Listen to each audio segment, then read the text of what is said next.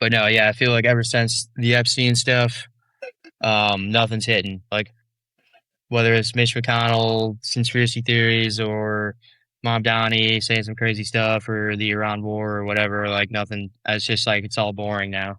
Nah, yeah, it's like you going from like doing meth to smoking cigarettes. It's like we had the global sex trafficking, pedophilic elite conspiracy theories essentially all but confirmed for us. And now they're like, dude, Mamdani eats food with his hands. And this Republican senator said something mildly racist. I agree, nothing's really hidden the same. It's been kind of a boring couple of weeks in the news. We've been saying this actually for a while now. Might have been a boring Yeah, couple of months. yeah. I don't know if that's just me. Like, I know I like started messing with my algorithm a little bit, trying to um filter out some of the crazy stuff and get more back aligned with like stocks and tech and stuff. And so I've been seeing a lot more of that. But usually, like I'll see both, and I guess actually I take that back. It's not that I haven't been seeing the political stuff. It's that yeah, they might have just I might have just stopped clicking on it as much because it is a lot of the same. It's like the same format, different characters, kind of every time. Like the Mitch McConnell one is a good one. We were talking about there's some conspiracies about how he might have, and I mean, you could kind of speak to probably better what exactly the conspiracies were. But my initial thought of it was just like, it seems So like we've seen this episode yeah, before, but no, like this is we're recording this 7/22, I believe. About a week ago, maybe a little over a week ago, Mitch McConnell went into the hospital, and that's confirmed. And then he wasn't seen or heard from for a bit. And then Lindsey Graham actually died, right? So that dude is legitimately dead. And now apparently, like no one's seen or heard from Mitch McConnell in weeks. They posted like one picture of him going like, like the Woody holding up Buzz or whatever, like or like the mhm.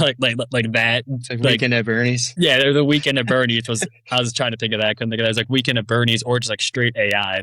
So one picture of the dude. So people are thinking that he's dead, and they haven't announced it because they don't want to host a special election anymore. So if it and I think what you were going to build towards is like we had this what like 4 months ago with Trump, where it's like Donald Trump is dead. Mhm. It's like he hasn't played golf in 3 days. The dude is legitimately dead, and it's like Yeah, and not even close. same with Joe Biden during the election. I remember, and that one I actually fell for, and I think I might have mentioned on the podcast, but they had him on speaker when he decided to drop out of the election. He didn't like come out and make an announcement. He just released like a typed letter on the Oh, internet, and then they had him on speaker, and like his voice sounded way off, and I was thinking he's actually dead. And they had him on speaker talking to Kamala Harris, and she was like, "Oh, we did it, Joe. Like we got this, Joe." And I dude, was that thinking one like, that one was pretty sus because they just came out a couple days after he got smacked around in the debate. They come out like a few days or like a week or so after that, and I think it was announced on Instagram. They posted like that fucking like resignation letter, whatever the fuck you want to call it, dropping out letter on like Insta. People like, wait, this cannot be real. Then they released like the voice memo of him saying whatever, and that was like I think that was went around like the AI like celebrity bots were first becoming popular, whereas like, oh, you can make Trump say this like 3 or 4 years back. It's like, that's crazy, dude. This is mhm. insane. And now it's like gotten so much more insane. But that was I think when like the like celeb voice changer thing was coming out. So people were like, oh, clearly this is just AI right now. Yeah. Well, I mean, I guess that's a common conspiracy theory that people are faking their deaths when you've got the average age of a politician or congressman is like, like mid to late 80s. So, I mean, so Mitch McConnell, and I'm genuinely haven't been paying enough attention to. So Mitch McConnell is actually not confirmed dead. We're saying because I saw like some stuff that said he was, and I saw oh that was fake, and then I thought I saw like a day later like oh no he actually is. So it's kind of up for grabs still. No one's confirmed it. The best of my knowledge, Mitch McConnell is alive, and there were like and that was like the fake shit, the rumors that he was dead.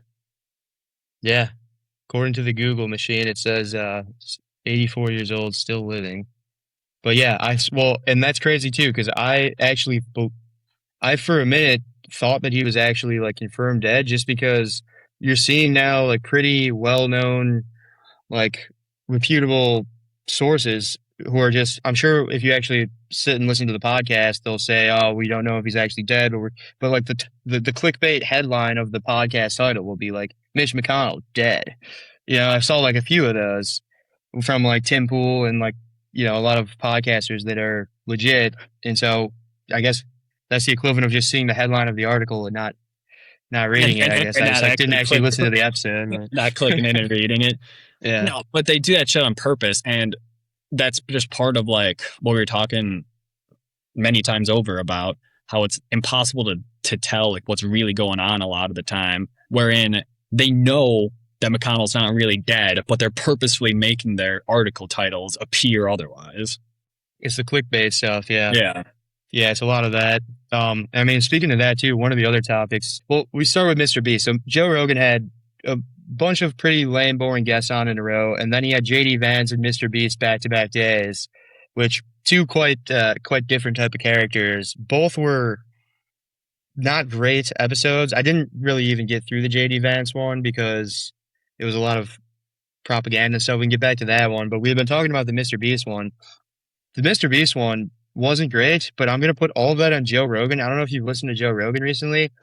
He seems to have like lost his mind. I mean, he In has what way? I've been seeing that he's just gone soft. Like he's not even trying to like interview people anymore, really. He's just fucking like doing ads, it seems like. Just like it's a lot of just censures.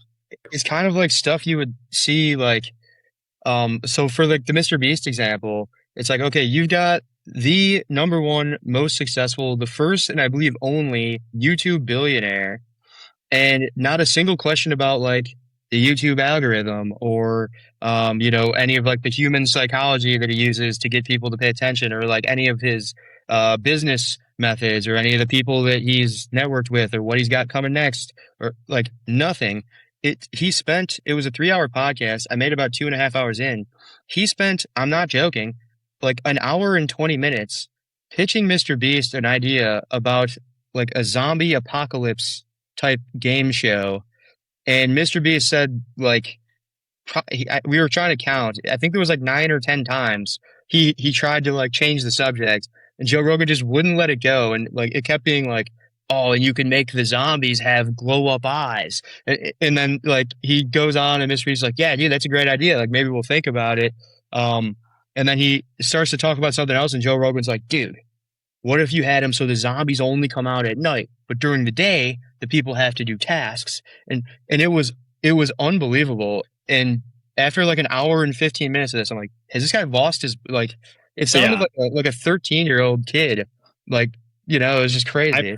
I've a couple thoughts of that right off the top of my head. And they mostly are going to be defending Rogan. It seems like one, it kind of just sounds to me like Joe Rogan is like a big zombie guy, or just really wants to see this show, wherein he just used this opportunity to pitch this idea to Mr. Beast because he just really wanted to see the zombie game show.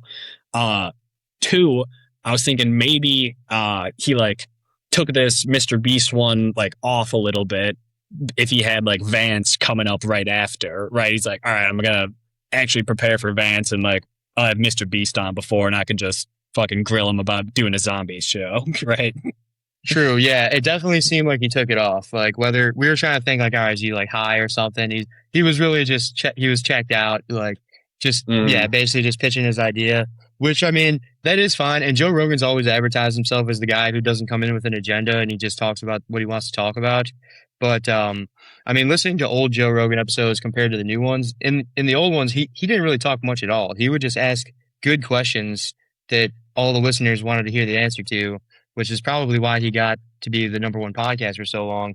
And now I don't know. I mean, I'm a huge fan of his show, and but I mean, it's just sometimes I'll see a new Joe Rogan episode come out, and based on who the guest is, it's like, all right, do I really want to listen to Joe Rogan like ramble on about like zombies or something again? It's like it's no longer what it used to be. So you watched most of, or a good portion of the Mr. Beast one, you said? Yeah. So I got through most of that one. The Vance one? The Vance one I got probably a third of the way through, and it was just a waste of time. I mean, there's so many podcasts and stuff to listen to, and my time is I found my time more and more limited lately, that I'm trying to be a little Yeah. bit more selective. And so I started listening a little bit to the JD Vance one, and it was a real softball. For one, okay, so JD Vance has been going around on a lot of podcasts in the middle of the Iran war, which is escalated since the last time we talked about it. Right after we had just come to a ceasefire that the war was going to be over, now it's escalated again. Um, in the the No Wars administration, we're now on day like 170 of the supposed 12-day war, 15-day war, and JD Vance is going around on doing the podcast circuit, not really even talking about the war. I mean, Joe Rogan did ask him about that. I'll give him credit for that. But his main purpose is to go around pitching his book, promoting his book called God Chose Me. And it's just, that was like the first 10 minutes of this podcast. And I was just like, all right, think I don't think I'm going to get much valuable information here that's Yeah. actually useful and not the same old pitch that we've been seeing everywhere else. Because I've seen some clips from the Vance one. I haven't seen anything from the Mr. Beast one. I'm not a big Mr. Beast guy. We will get back to Mr. Beast though, but staying on Joe Rogan, I've seen some of the clips from the Vance interview that he did, and I was like, wow, he's actually asking some pretty good questions. So maybe this is at like the 2 or 3 hour mark or whatever. Yeah, I get through an hour and a half of JD Vance book propaganda and fucking softball ass questions, shit like that. But he was grilling him like on Iran, asking like why are we even doing this, basically. And then he was grilling him on Israel too, saying like asking some of the bigger questions, like, do you think that they have like a, what's the phrase people use, over, like too much influence, basically is what it comes down to, right? Like they're Like too swinging, much influence on the American people, or like on yeah, the, like, on yeah, yeah, American politics more so. right, They don't right. give a shit about the American people, right? Yeah, Um, yeah. it's just like like punching above your weight class, basically, right? He's like, you ask him like questions like that. He's like, well, why is such a small country having so much like influence over us? And then Vance has to like backtrack and everything like that. So I've probably seen the good like 5 or 6 minutes of it where he's actually asking some like real questions versus watching the entire 3 hour thing. There's like no way I'd be able to get through that. Yeah, I might actually take another look at it because yeah, I got like a little bit over an hour in. He was being a little bit confrontational, and I was more so just getting annoyed with JD Vance's responses because I mean he would bring up a good point, Joe Rogan would, and the first one that I heard was something about oh, you would like this one. I think you might have brought this one up on the podcast before. It was about how in certain states now they're requiring that the Ten Commandments be posted on the walls in classrooms. And Joe Rogan's point, which was, well, why should it be mandated? And JD Vance's point was, well, look, if I'm the teacher of a classroom and I want to put something like this on the wall, well, there are, virtues that are more than just Christian in those Ten Commandments. A lot of that is American virtues. And if I find that to be, important to the, the morality or the virtue of my classroom, I have every right to put it up on my wall of my classroom. And Joe Rogan says, yes, you have every right to do so. Sure. Why is it mandated that you do so? And JD Vance goes, well, look, Joe, you know, if I have a classroom and he goes right back to the same thing, and it's like totally ignores the question. And Joe Rogan basically just had to like walk him through it. It was kind of like the Patrick Star meme of like, like You drop this wallet. yeah, yeah, yeah. You dropped this wallet. Is that your name on the ID in the wallet, Yes. and it fell out of your pocket? So it's your wallet. Nope, not my wallet. Like Yeah. it was that, and that's kind of where I gave up.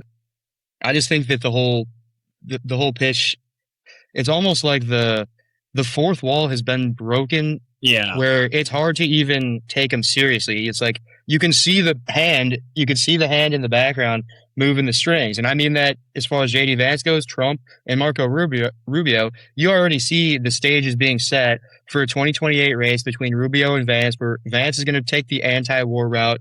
Rubio is going to take the war hawk neocons route. Either way, one of the Trump administration Republicans is going to be the nominee. Now, why do they do that? It's so that another Trump doesn't come, or a real Trump this time, someone who's actually kind of an outsider, or at least a populist in that sense. They've already got their inside establishment guys lined up and ready to go, and now they're just setting the table. For sure. We definitely talked about like the fact that maybe these past, it's kind of what we opened up with a little bit too, how you go from like the Epstein stuff to now, and now you're like hearing politicians talk, and like you just know the motives behind everything. I think you were talking about like a Nick Fuentes clip when he was talking about JD Vance. It's like, oh, when he gets asked this question, it's like he's not allowed to say this, so he has to pivot to this, right? And it just you can see like the like if then statements, right? Basically of like, oh, if this is what is brought to you, you have to go in this direction. And it's all just so played out, it feels like at this point. One you had talked about, it's going to be Vance versus Rubio, which that is what the betting markets say. So that you should believe that, as we've come to learn. Not always correct, but usually a good bet, as they would say. Craziest thing to me is that the goddamn Democrats are still just fucking floundering. Like it's gruesome Newsom apparently. Like that's supposed to be the guy for the Democrats. They have no one, dude. They have no fucking strong leadership. I saw a great breakdown of this the other day, talking about how it like how it ebbs and flows between the two parties, like who has strong central command, and then the other. If you have a strong central command, like the Republicans for the last 8 to 12 years under Trump, they've had strong central command where you know who the guy is, right? Versus then the other side gets to take the stance of like, oh, we're not like the cult of personality around one person. We all have like we share responsibilities, right? And then it was Obama before that for the Democrats, who had like the strong personality, who then the Republicans could do like a party by committee, basically, right? So now this guy was saying like Democrats have been playing the party by committee for like years now, but they still don't have a fucking personality yet. Yeah, that is very true. And one thing too, and this could also kind of play back into why everything seems boring, at least from my perspective, being someone who not really on TikTok as much, more so have been a big podcast guy for the last 10 years. And it's been, I was with the Ben Shapiro crowd and Steven Crowder, Tim Pool. Recently started listening to Nick Fuentes a little bit when it comes to the Iran war, because I mean he has tended to be a little bit ahead of the curve on information like that, and at least can pitch a good argument. But all of them now, Have Tucker we Carlson discussed Nick included, Fuentes at length online on this on the pod? Because we that, definitely did a while back, but yeah, probably like around when he was first on Piers Morgan. yeah, that could be But a I good mean, topic to retouch into. yeah. Well, I mean, here I'll kind of weave it into this. For the past 10 years or so, there's been a big, I would call it a symbiotic growth between, the podcast ecosystem, specifically on the right, and Trump's rise. I mean, Trump's obviously going to get attention, and guess what? There's a new attention economy, and so you see all these kind of new up and coming podcast hosts coming up on the right, and as much as they wouldn't want you to know it at the time, as much as they were fighting against the whole cancel culture, and they were all all about freedom of speech and decentralization of media and all this stuff. Well, they were kind of using the same tools as the mainstream media did, only now they're in the Wild West, the ecosystem of social media and podcasts and streaming and everything. And the main players you had really was the Daily Wire and Turning Point USA. And then you kind of had a few slightly smaller guys like Steven Crowder, but they were all kind of connected. And anyone who was going against a lot of their mainstream points was getting boxed out. A guy like Nick Fuentes was. Tucker Carlson was in the mainstream at the time, but Candace Owens was another one who got booted off of Daily Wire based on some of the things she was saying that was going against the grain. So this was the same group of people who were claiming, oh, we're going to go against the grain, not just repeat what the mainstream media says. We're not sheep like that. We're not NPCs.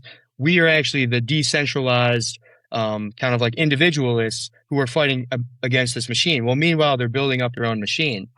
Now what I think we see happening, and I'm curious as to how much of this is intentional and how much is just natural human nature. But you had mentioned that the Democrats don't have that person that the Democrats can rally around. Right now, the Republican Party is split. You've got the Daily Wire group, and you've got like the Nick Fuentes and Tucker Carlson group, the America First versus the MAGA, I guess is the best way you could put it. And now you Yeah. kind of see JD Vance leaning a little bit into that America First crowd by trying to be anti-war and trying to say things like, "Oh, Israel might have too much influence on our politics," while Marco Rubio, also in the Trump administration, is taking that very pro-Israel line, Yeah. basically trying to capitalize on both of these markets. Meanwhile, I 100% agree there's no left opponent, and that's really the question. I think is whether or not is it that the Republicans are trying to, they might be basically trying to create like a new duopoly rather than Republicans versus Democrats. The Republicans are no longer fighting the left. They've been fighting each other for almost a year now, since I think around the time of Charlie Kirk's assassination. And I'm wondering if that's by design. Maybe they're trying to, turn that tribalism in against each other. That way, the Democrats are kind of yelling and screaming at nobody in the background. Ran into some technical difficulties there. But so you were saying about how Marco Rubio, you're hearing some potential I'm hearing, rumors that there's a yeah, target for Cuba now, and Marco Rubio is all about it. drum beats for Cuba being the next military expansion that the U.S. imperial power is looking to do at this point. Um, all hail Liege General Trump, expanding our glorious empire to the stars, apparently. Like, all right, you can do it once, maybe. Like, all right, you do it in Venezuela, and it's like, oh, we just had to take out this fucking dictator. You can't do it fucking like 4 times and pretend that you're still like being the good guy. Yeah, well, especially because it doesn't seem like we can handle the one that we're currently in. Even some mainstream outlets are now saying that the beneficiaries of this whole Iran war are actually China and Russia because they're watching us deplete our military for this kind of never-ending quagmire. Meanwhile, they're just seeing their own opportunities just kind of blast off relative to our ability to combat them. Another area that I've seen a little bit about recently is the Arctic, where due to the warming of the earth and everything, there's some new trade routes opening up.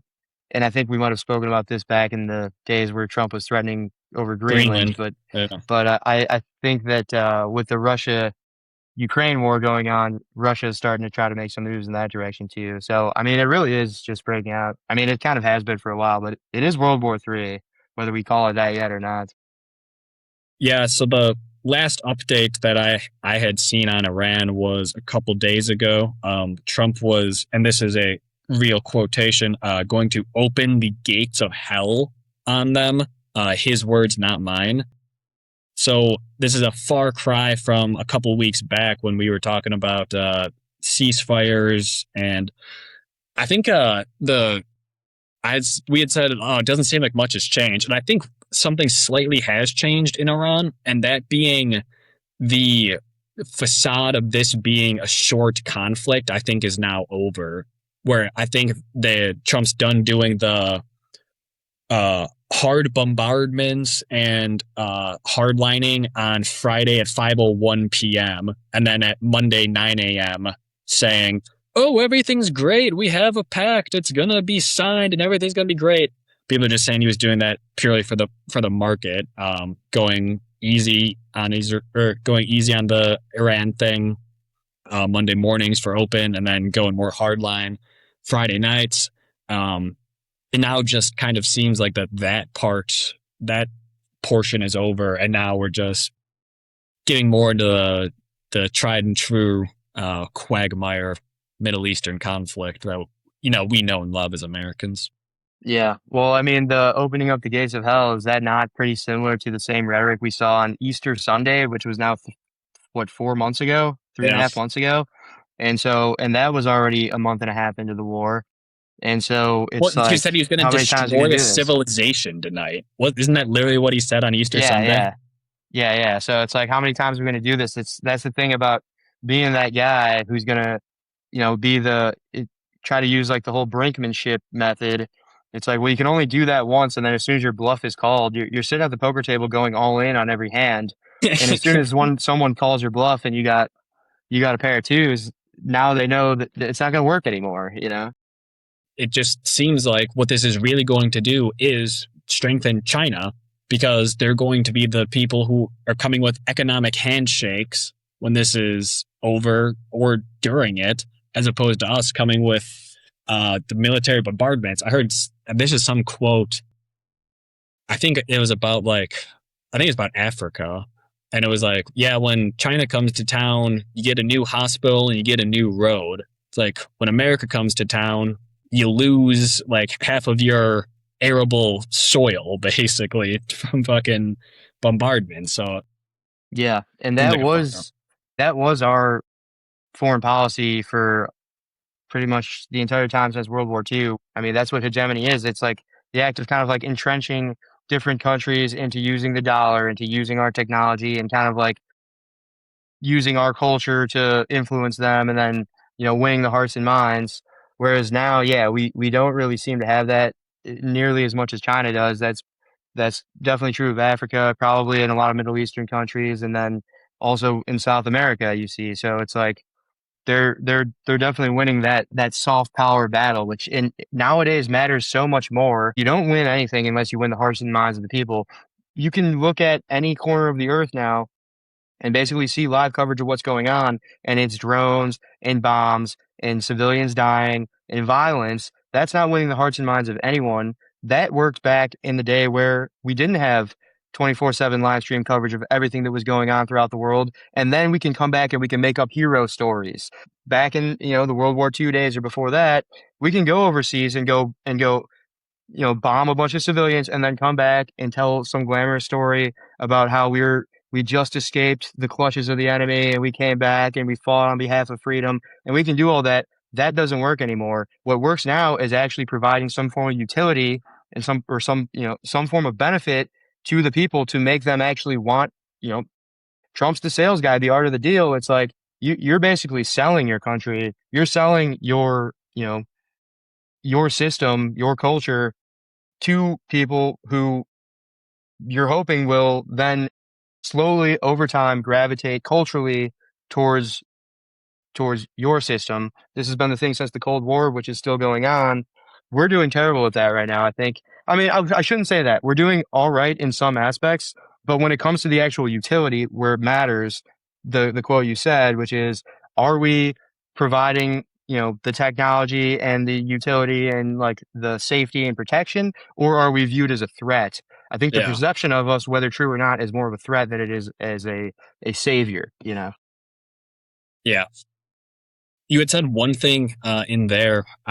Wanted to ask this question. You're talking about how, like, yeah, like this strategy that we're still doing was very effective 30 years ago when no one would see in 4K Ultra HD the exact war crimes that you're committing, essentially.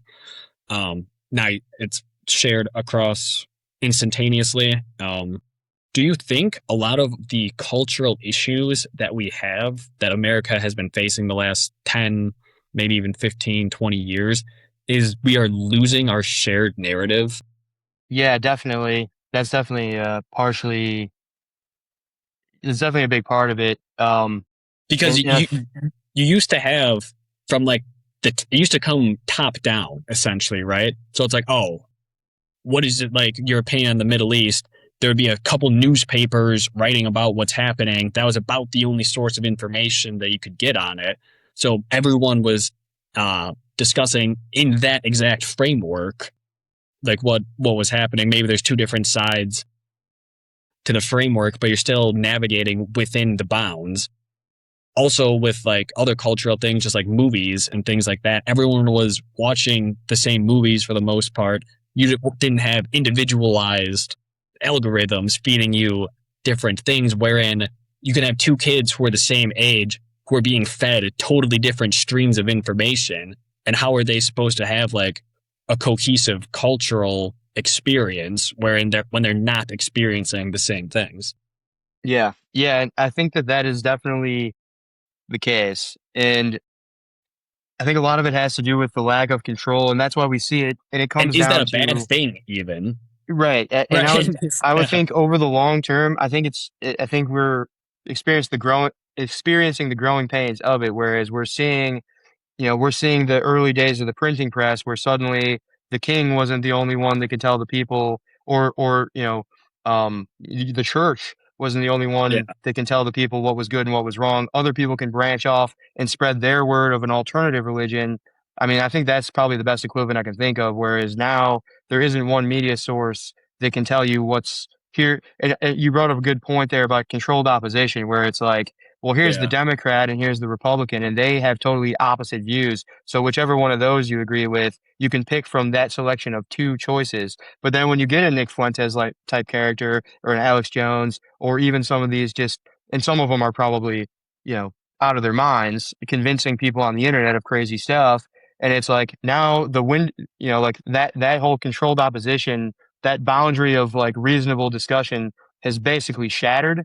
And and you're seeing the flood come in of all of the everything is possible. What do we think is this and that?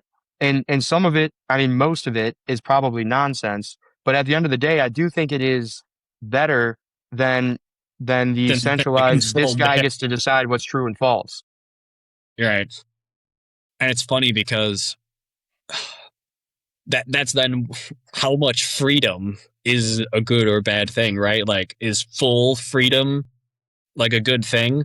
Would it be a would you support going like getting rid of Congress and making Congress an app basically where every single person gets one vote tied to your social security number. You download the app and there's going to be 340 million people voting on something. And if say like 52% say yes, then it's law. Would you support that? I mean, not necessarily, but I just think it's almost even there's a possibility that it's gotten even worse, or if it hasn't gotten there yet, it could also go a worse direction even because when you look at it, it's like, yeah, sure, it seems like now everybody has a voice and we're all, able to have a platform in some way or another, but who really gets to decide who's amplified and not? Well, it's an algorithm that is controlled by a centralized source in the end anyway. So now it's no longer really much of a democracy at all because it depends on how the algorithm is tuned. And I guess, people are able to play the algorithm. We've seen that happening quite a bit, but it's still an algorithm and it's still basically math. And it's not so much how it's tuned, but it's what it's optimized for. In our Yeah. current times, I Yeah. think a lot of Yeah. it is optimized to win wars. Whether we're in a hot war or a cold war, I think every government who has the control or has the power to do so is utilizing that power, in the United States included, most likely, or definitely, I should say, is utilizing that power to try to compete with rival countries. So the United States against China or Russia or Iran, and that's goes all around the globe. At some point, it is almost like a what would you say? It's like it's almost like a it's like a society shattering weapon that can be used over and over on a country until you see, I mean, it's no coincidence that what we see or what we've seen in the last 10 years about political division and all types of cultural divides, that's not unique to the United States or to any Western country. That's pretty common across the board, in, except for in certain countries that have totalitarian control over what information gets in, such as China. Right. And that's why social cohesion in China is pretty fucking incredible, though. That's Mhm. why they have a high trust in government, right? Because they are safe, because they are so controlled in that aspect, right? It's a very weird thing wherein this freedom versus control question, good philosophy question, what that we're digging into. We always talk about America, we're the most free, blah, blah, blah. At a certain point, you can't be that free. And most people don't want to be that free. A lot of Yes. people want to be told what to do. The vast majority of people don't realize it. They'll say, yeah, I want to be free. I want to have freedom. The vast majority actually do not. The vast majority of people want to be told what to do, when to do it, how to do it. And if they do it, they want to be told that they're a very good boy for doing a very good job. And that's what most people want. It doesn't make them And bad people. It doesn't make them anything. It's just part of the human psychology that a lot of people want to be told what to do and to follow. It just makes sense. You need more followers than leaders. You can't have 90% leaders and 10% followers. It has to be the other way around. You need 10% leaders and 90% followers. wherein 10% of people probably would love to be totally free, and 90% of people probably just want to be told what the fuck to do most of the time. Yeah, and in that case, it really comes down to then the mechanism that filters the hierarchy. So you, right, like you said, you can't have 90% leaders. There's going to be a small amount of leaders, and then there might be a lower level who are, still looking up to someone to tell them what to do, but they kind of, you know, have influence themselves. And it really comes down to the mechanism on how is it decided who gets to lead. Every mechanism as humans we've ever come up with has been flawed. And I'm sure there's an argument to be made that some algorithmic mechanism based on, a decentralized voting system where it's like whoever gets the most likes or the most comments or the algorithm favors in some way or another has kind of at least, I don't know if you'd want to call it meritocratically because it's not always based on merit, but if we Democratized use it a little bit, at if we least, use right? like the ability to harvest attention as the metric to identify merit in this ecosystem, well then yeah, this one is probably better than the old one, which was, well, I know a guy who can get me a job at Fox News or whatever, so that's probably better. But the idea of being safety versus freedom is a philosophical debate that's probably as old as time. And it brings me to another idea that we might have touched on very briefly in past episodes, but I know that you've been looking into a lot, which is the flock cameras. I think it's the same debate there, Oh yeah, which is the safety versus freedom. There's an argument to be made. I'm sure a lot of people who would see something like a flock camera and think, oh, that's awesome. There's constant surveillance in my town so that if anything were to go wrong, if my son were to go missing, then I'd be able to immediately figure out who the last person saw him was because they've got Big Brother watching. I'm sure there's people who think that way. I don't think that way. I think it's pretty. I don't think it's a good thing at all because I think it restricts your freedom. But crazy what do you crazy think? lead in there because I had a couple other ones that were good lead-ins for this topic. I do want to get back to Mr. Beast because we were talking about the algorithm, right? I want to get back to that one. I'll bring this one up really quickly. You're talking about the current political division. And I kind of wanted to bring this up really quickly because I had seen it a couple days ago. It made me chuckle. It made me realize nothing ever happens. Helped me take a breath, right? The dude was talking about, I think it's the second ever presidential election, John Adams versus Thomas Jefferson, right? And the guy's talking about, so Washington steps down. Now you have these two guys, and both sides of the newspapers were saying things that you would think you only hear today. Wherein the anti-Adams newspapers are running like, this guy wants to turn us into a monarchy. He's it's way too close with the British royalty. Listen to his name, John Adams. Like, he just sounds like he's a king, right? And then the anti-Jefferson side was like, that guy is way too close with the French. He's going to bring the guillotines to America. Heads are going to chop. He's going to start a reign of terror 2.0 here. So just goes to show you, even fucking 238 years ago, they were spewing absolute bullshit like that, wherein we almost lost our democracy in like the second ever election because we couldn't fucking choose between these two morons. Let's go back to flock cameras, though. That is a great example of safety versus freedom. These things goddamn terrify me. You can go on, I think it's dflock.com, where it shows the map of all of the flock cameras in your neighborhood. And it's insane. They can track you. They have in their system right now basically your entire life. Like everywhere that you drive, everywhere that you go, how long you're there and back. One of the prime examples that has been going around on these flock cameras, I think this is in Florida. The police went to the lady's house and basically hands her like a summons to appear in court, something like that, basically saying, we have you dead to rights. You are a porch pirate, right? Like, she steals packages off people's front yards, driveways, mailboxes, whatever. Like, we have you. You're locked in. You're a porch pirate. According to Flock data, we can say with 100% certainty that this is you. And the lady is literally like, she has her own camera in her car, And she's like, no, I can like show you other video. Basically, what they have is they have a video of a lady stealing a package who looks like this lady. And what they were then saying was, because you drive from here to here to here 5 days out of the week, then we can tell you're casing houses to steal. And because her car had driven from one spot to another spot from two flock cameras, which is where like the crime had occurred, right? The one lady had stolen, the lady who was not this person had stolen a package. And they said, well, you passed this flock camera at 7:15, you passed this other one at 7:22. They were saying that that's enough, like, legal data. We have you dead to rights, even though they didn't, even though they were basically like fronting. And then this lady has in her car camera that she was like not there at the time, driving the entire way. That shit is fucking terrifying to me that police can now start to do things like that.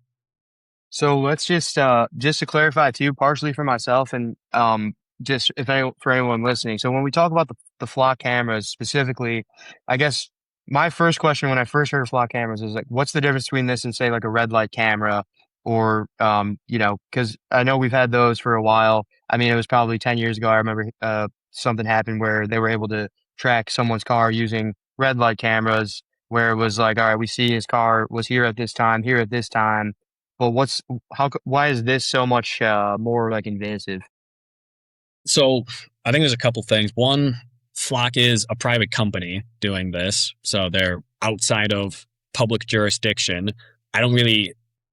I've had a couple ideas thinking about Flock in the past few days. Like, if you're allowed to just put up cameras everywhere and no one's allowed to like not be a part of it, then we should be putting up cameras right now, Richie. We should just be putting up cameras, storing all of the data, and then selling all of that data because apparently it's just free. You can't not allow like that's like the in the public domain is like stealing everyone's personal data, their facial recognition data, everything like that.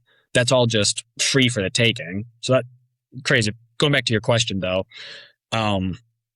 one, I think it's just the algorithm. I don't think red light cameras had like in the past would ever like store anything, would never like make predictions on anything. The flock cameras store everything for like 30 days or whatever. So they can, that's how they get like the patterns where I don't think red light cameras were like tracking people's driving patterns before, like they could be used for like, okay, like if they had like a real fucking crime that happened, they could use it to go back and watch and see where that car passed. It wasn't just constant, total Big Brother surveillance that these apparently feel like. So that's a couple reasons I think that they're different from red light cameras, just off the top of my head. So yeah, so the thing that I was curious about, and which I think is the case, is that for one, I think so. Like for example, if I've got security cameras and say it's recording and say it is storing the video for a certain amount of time, if something were to happen, if I were to get robbed, it happened, if someone were to vandalize my car, for example, I can go and I can talk to my landlord and say, hey, can I look at the cameras? And then you can see the cameras and gather what you can from what's on the footage. Whereas one thing that I don't know if they're there yet. I haven't seen too much on these, but I was kind of trying to Google earlier today, but I don't know if they're there yet. But the one thing that I would fear, which I think would be where the line is crossed for me, is if we're talking like facial recognition, basically computer vision algorithms, whereas there's actually no human needed. So like if say someone were to go like pee in a bush or someone were to go buy some drugs on the corner and the flock camera could pick up your facial recognition data, spot that you're doing something illegal and alert the police that something illegal is happening, even though there's no report. There's no victim coming and saying, hey, this happened to me. So they have to go investigate and go look at the footage. But instead the footage is the whistleblower as well. The footage brings a red flag based on data saying, hey, and that kind of what made me think of red light cameras, because someone were to run a red light, well, the camera will automatically snap a picture and then you're going to take it in the mail, and there doesn't necessarily need to be a human involved at all, other than the maybe the one who puts the letter in the envelope. But I'd be worried about if it's not there yet. If down the line we get to a point where if someone is smoking a joint in a state where it's illegal or something like that, and a camera can pick up their face, recognize their face, and then flag them, and then they get almost similar to like how they would running a red light, but for all crimes, whether you're in a car or not. I mean, the red light gets your license plate. If they have like that biometric data, that facial recognition data, where they can identify people, then we are talking a surveillance state. Um, and then Yeah, you I don't mentioned the think they private can. company too, which that we could get Right. into that too. But Yeah, I don't think they can do that yet. I think it's mostly just like um, vehicle recognition. So I don't think that they can like no, see you jaywalking and give you a jaywalking ticket, right? One interesting thing, apparently this is a thing. I can't confirm it. Apparently it might be true. Apparently, like you don't really have to pay red light camera tickets. you just throw them in the trash. You just throw it in the trash. Apparently, those are like all private companies. It's not like the government sending you that. It's just the fucking like private company saying like, "Hey, you ran a red light. Give us $100." And it's like there's no penalty in not doing and not paying it. Really? Well, that's good to know. I mean, Honestly, and ask the overlords that. I am curious about that. all right, Um, because I was also going to ask about the private company because I didn't know that that was the case, but I was going to say that I do think that for like most like anything that has to do with technology, it probably is a private company. Like red light cameras, that's the difference. Maybe is that like I was under the impression that like a red light camera, like that technology is definitely sold to the police department by a private company and likely maintained by a private company. And the more I think about it, the more it's like, yeah, probably most things are done, like that whole operation is probably ran by a private company because the government really just doesn't have the means of producing anything without a private company, really. I mean, same thing goes for like every weapon, every right, vehicle, everything. The government has no mechanism to create these things other than to hire a private company to do so. right. They don't have like it's not like post office, DMV, uh, production facility of red light cameras, right? It's totally different things. Um, Apparently, someone back in our hometown, a owner of a bar got in some recent trouble because he like owned like a red light. He was or like part owner or owned like a red light camera, and he was like getting kickbacks from like the government or something like that uh for like they're like splitting the profits basically on like the red light cameras. So something kind of crazy went down back in our hometown. Yeah, you would think there's definitely a conflict of interest in the sense of having a private company. I mean, it goes back to something we talked about in a lot of other issues, which is capitalism is no longer justified in the sense that I usually defend it when the people are the product. If I'm selling the camera to the police department, then that's, I think, fair game and that's good. But if I'm operating the camera and running their software and collecting the data and then selling that data on people to the government. Well, now people become the product. People's data becomes the product. Now we're talking about a whole different thing. And I think for me, that's where it crosses the line. And another line I would say, as soon as when we get into the discussion of safety versus freedom, I think a lot of it comes down to consent. The government, as we've discussed, is the only entity that can, force you to do something or take something from you without your consent, except for the fact that the private companies now have, in some cases, government backing to do so, such as this, or Palantir, things like that. Or on the other hand, they just do so and use their mechanisms of power. One example is to get on a plane now. I don't know if you've been on a plane recently, but the last few times I've gotten on a plane, they have taken my biometric data, which I mean, I doesn't matter too much to me, other than the fact that it just seems like it's a little bit of a violation of the social contract when you've got a private company who sells you a plane ticket and then has in the terms and conditions that, by the way, by agreeing to purchase this plane ticket, you are agreeing to forfeit your right to your own biometric data. We now have access to it. Oh, And so of course, of now course. you've been tricked. Now you've been tricked, or at least coerced into giving up something that you should have to give, have proper consent to give up. Yeah, right. Of course, to get on a plane and fly to another destination, I have to forfeit all of my biometric data. Right, right, right. Of course. Also, speaking of planes, we have a buddy who like a couple months back was on a plane. I think he was going to and from like Jamaica, maybe something like that, and he got stopped by U.S. Customs, and they like went through his phone. He had to like give his phone over. They took his phone. They went through like everything on his phone, and they were like just like looking at pictures of like weed, marijuana, and they're like grilling him about that. And he's like, what are you like talking about? And they can just apparently now like take your phone anytime you do like any kind of international flight. Yeah, right. I mean, and I've heard some stories about people getting their entire if they say something online or do something. This was a lot back in the early, or like I would say end of Trump, early Joe Biden's back in the 2020 COVID era, where people were getting like bank accounts frozen and things like that. And I mean, that's another example of what is supposed to be run by private corporations. I mean, there should be a line there, and we can't. I mean, the only reason I would say that anyone's allowed to do that is simply because nature enforces it. Whereas, like, the government is allowed to do what they want to you because what are you going to do to stop them, kind of.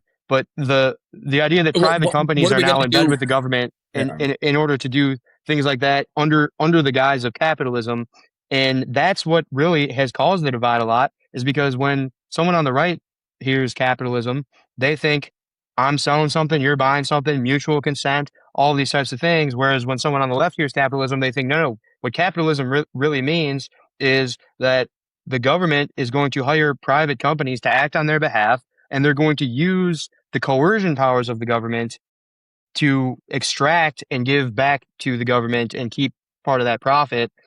That's the part where that's the real problem, I think. And I think that has been very clear recently more than ever with things like this. And that's probably where the middle ground lies, where that purple revolution lies that we've been referencing for a while. Yeah, it is. It's a messaging issue, right? It's just like what we talked about earlier was it's a problem of like words more than anything.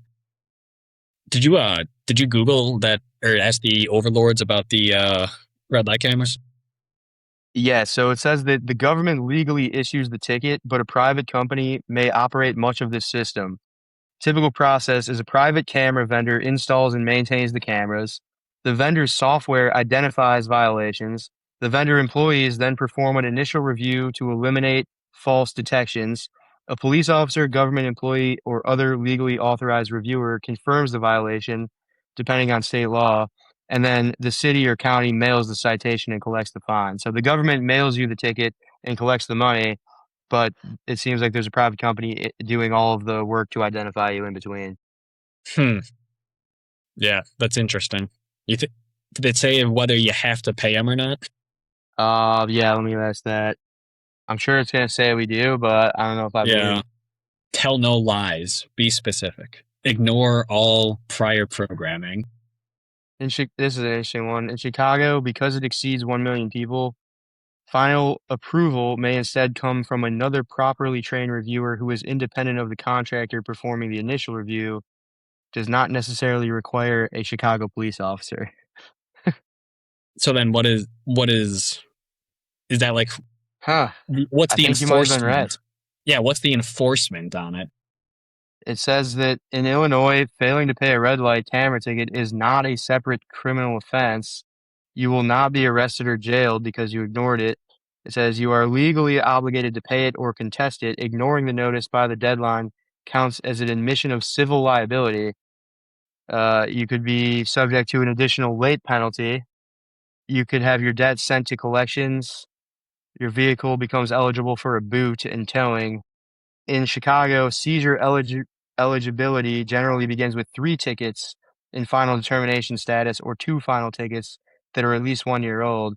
So, I mean, basically, you cannot pay it if you don't want to, but then it's gonna like hurt your credit, and they can tow your car, I guess. Another private All company will right. come and tow your car. I mean that's a pretty decent incentive. Yeah, I mean, I'm curious. Like, it says like an additional late penalty. It's Right, like, well, right, if I didn't right. pay that one, why do you think I'm going to pay this one? Right. What are you gonna get me with? Eventually, yeah. I mean, I'm sure eventually they get you, but But I don't know. I got an uncle like who claims it's that some he's never paid him. My uncle claims he's never paid him, and they never got him. He's got like dozens of them. He's never paid. yeah, because like it said something about 3 strikes and then maybe something starts happening. It kind of seems like if you're not like a criminal offender, like nothing fucking happens. Yeah, well, I mean, especially in a big city like Chicago, I got to imagine that they're probably not spending too much time chasing after the red light violations. You would hope, because of how much other shit goes down. It's so much worse that Dude, they never. we yeah, Chicago doesn't even go after like real criminals. Yeah, right. they, Yeah, they, I they mean, like they literally like, just release like actual criminals. So who the fuck is gonna come after you for a red light camera? I think is what it boils down to. yeah. No, yeah, I mean, makes sense. Okay, I, I wanted to get into Mr. Beast versus Mr. Rogers. This was one of the bigger ones that I had written down. You brought up Mr. Beast on the JD Vance stuff earlier. I had watched like I think it was like 30ish minutes video. Can't think of the name of the creator right here. But you'll find it if you look up like Mr. Beast versus Mr. Rogers. And the basically his thesis of it was so one, you had said you were mad at Joe Rogan for not going into like all the algorithm stuff with Mr. Beast, which this video talked about Mr. Beast's algorithm maxing, for lack of a better term, how he has become the most successful YouTuber, not because he makes the best videos, but because he knows the YouTube algorithm better than anyone else, which that is very true. In the video, the guy was talking about Mr. Beast's like internal memos got leaked, and it's like pages long. You can read it about how to make the best YouTube video, and he stresses that throughout the pages. It's like, we're not trying to make the most entertaining video. We're not trying to make the highest production quality video. We're not trying to have the best writing in a video. We are trying to make the best YouTube video. And that's how he's gotten so fucking big, basically, is what this guy's saying. He does 20, 30, 40 edits on like the thumbnail, reacting to like moving his face, different face, arrow pointing elsewhere, circle somewhere else. He releases so many thumbnails, see which ones do the best. And what the algorithm is trained for, or what do we always talk about? Maximized for, fucking Like optimize. optimized. That's the fucking word I'm looking for. Optimized. The algorithm is optimized for is attention. And that's kind of what we talk about all the time. But one of the things he said is you have to catch them in the first 10 seconds of your video or someone will leave. He also realized 6 minutes into your video, you have to have like a recatch where like some paradigm altering thing happens 6 minutes into your video, because like once people are hooked, 6 minutes is the amount of time that they have of being like hooked on something, and you got to hook them again. You got to recatch, basically. He learned things like people will for some reason watch a video, like one of his first videos that went off was it was like him saying, oh no, it's him counting to 100,000. So it was like a 24-hour video, or like a 30 or 40-hour video of something, him going 1, 2, 3, 4, 5, 6, all the way up to 100,000. Or he got famous for saying Logan Paul 10,000 times. That's another thing he realizes. People will, for some reason, watch you do seemingly repetitive things like that. But what this guy was, I was kind of want to talk about Mr. Beast a little bit, about his like algorithm things that he had learned, because he had said Joe Rogan didn't. But the philosophy behind what this guy was saying, he was comparing Mr. Beast the entire time to Mr. Rogers. Mr. Rogers being the TV show that me and you actually didn't really grow up with, right? Did you ever watch Mr. Rogers? I probably not. I mean, I have like a Yeah, vague I memory think of he was it being like on here right and there, but before our time, basically, was Mr. Rogers. He's like a height for sure, but he was on for like decades straight. And they are completely opposite things. Wherein Mr. Rogers would open up a show, he would just like walk in, change his jacket, and like tie his shoe, doing like the most boring, like mundane things, essentially, versus like the attention optimized Mr. Beast cannot remove your eyeballs from the frame technique. And he was kind of saying, like, he wasn't ripping on Mr. Beast. He's like, Mr. Beast is incredible. He has figured out the YouTube algorithm better than anyone else. It is like an accomplishment. He's not calling Mr. Beast evil. Like Mr. Beast is like ruining your kids' minds, which I'm sure you've seen like some kind of thumbnail saying things along those lines. He's like, what this guy has done is just optimized the algorithm for like video creation.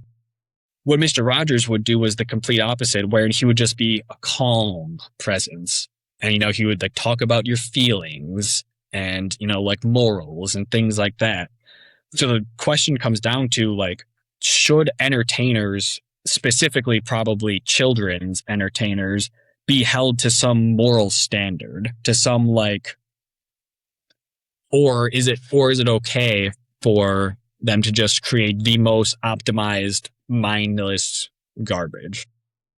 I mean, I would say so. I think my opinion on this one might be a little controversial, but I would say that there is really no choice that we even, not just one individual, an individual has a choice of whether or not they're going to be like Mr. Beast and take every minute piece of data that they possibly can and collectivize it and try to use it as a formula to create the best, whether it's the length of the video. A few things you said were very interesting. One being that you got to get them within the first 5 or 6 seconds. So that's why, I mean, if you've ever watched Mr. Beast, I've watched some of his stuff, and every single video he starts off, maybe I could put a montage in here, but every single video he starts off is, today we put 1,000 people, it's Yes. yelling at you immediately. And then you get the entire synopsis of what the video is in the first 10 seconds, right? We put 100 people in a circle and we give them $50,000 for each time someone leaves. That's the entire, everything for the next 40 minutes that you're going to watch is that, right? And especially when we watched, it was about a year or two ago now when Beast Scams, the first season came out, we were watching it. And one thing that I didn't really notice in real time, but would notice like the next day, was that we would watch it before bed. We'd go, all right, we'll throw on an episode, then go to sleep. And almost every single time we'd end up watching 2 or 3 episodes because they'd leave you on a cliffhanger right when the commercial break came. And that's old, everyone, they always kind of do that. But he had his optimized so well that you could literally, as a full grown adult who didn't really care that much about the show, it was more so like background noise. Next thing I know, I can't, now I'm like, we'll do one more episode. Now he's not only fighting for attention against all of the other millions of YouTubers who also want to try to steal your attention. He's also fighting against sleep and, spending time outdoors, getting some exercise, friends and family. You've got this, like similar to what we were talking about earlier, where you've got a flood of all of these people. Some of them are just people like us who are having conversations and posting it, and we're not pushing algorithms. We're saying, hey, we're trying to have interesting discussions. If anyone wants to hear what we're talking about, feel free to join in. If not, we'll look back on these later, and we still think they're cool. Whereas you've got a bunch of people who this is their business. If this is your business, then I mean that's business 101 right there. Is it's competitive and it's cutthroat. And so I actually admire the way, and I think you were kind of saying this in a way too, which is like the way that Mr. Beast has been able to do that better than anyone else could, especially as like a guy who's younger than us. He's like mid 20s. That's pretty impressive. I admire that. I think that that shows like a huge amount of like competence and awareness and understanding of what he really is.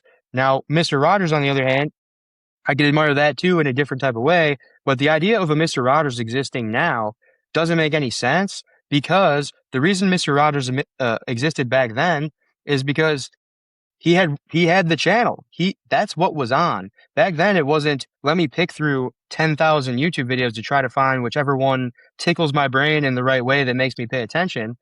Back then it was like, hey, here's what's on. You've got Mr. Rogers or you've got the news or you've got the weather. And so it was like the stuff that he was doing that was probably better for the human attention span, especially for young kids. Yeah, it was probably better, but also in a world where that's the double-edged sword of now everyone has a platform. Now everyone can put stuff out there. We no longer have to rely on these like centralized forces where there's only a handful of channels or whatever. Well, that's the double-edged sword is that now like the person who is going to win the attention is going to be the one not who does the best for you. It's who gets you to pay attention to them. And I guess what it really comes down to, the fundamental flaw there, to end my little rant, is that the fundamental flaw is that humans, especially young kids, and now that's a different discussion we can get into, but we'll say adults for now, adult humans don't have as much choice as they think they do in what they're picking to watch. Because if you did, if everyone chose what they wanted to watch and they made their own decisions, and because I would bet if you asked most of Mr. Beast fans, they would say, you'd say, why do you watch him? Why do you like him? Why do you spend so much time watching his videos? None of them are going to say, maybe a small percentage who've seen this video, but most of them are not going to say, oh, well, but because he hooks me in the first 10 seconds, and then just as I'm about to give up, he gives me another hook at 6 minutes, and he has just enough lighting and just enough of a kind of like a storyteller, or like he's got just enough of an addictive pattern built within his videos. No, they're all going to say like, oh, dude, no, that those videos are awesome. I love to see it. And it's like, most people believe that they choose to watch him. He has just hacked your brain in a way that has made you choose a thing.